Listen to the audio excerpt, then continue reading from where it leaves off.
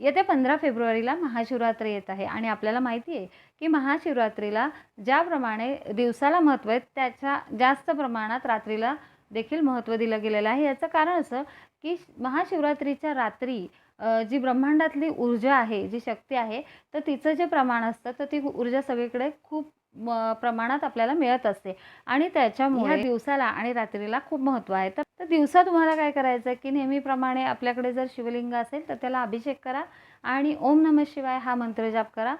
रात्री तुम्हाला काय करायचं आहे, साधारण 11:30-12 नंतर ओम नमः शिवाय ह्या मंत्राचा जप करायचा आहे किंवा महामृत्युंजय मंत्र आहे, जसं की ओम त्र्यंबकम यजामहिं सुगंधिं पुष्टिवर्धनम उर्वारुकमेव बंधनात मृत्यू मोक्षेय मामृतात। हा जो मंत्र आहे याचा जप तुम्ही करू शकता किंवा अगदीच काही नाही जमलं तर शिवलीलामृत जे आहे ते जर तुम्ही पूर्ण वाचलं या रात्री तर अतिशय उत्तम। अगदी पूर्ण नाही वाचता आलं तर त्यातला 11वा जो अध्याय आहे शिवलीलामृताचा तो देखील तुम्ही वाचू शकता। पण कुठली तरी एक जी साधना आहे, जी सेवा आहे, तर ह्या रात्री तुम्ही नक्की करा आणि त्याचा जो अनुभव आहे तोही तुम्ही नक्की घ्या। आणि हो, याच्या आधी महाशिवरात्रीचं जे काही महत्त्व आहे तर ते मी आधीच्या व्हिडिओमध्ये टाकलेलं आहे, त्याच्यामुळे त्याची जी लिंक आहे ती तुम्हाला मी इथं देत आहे।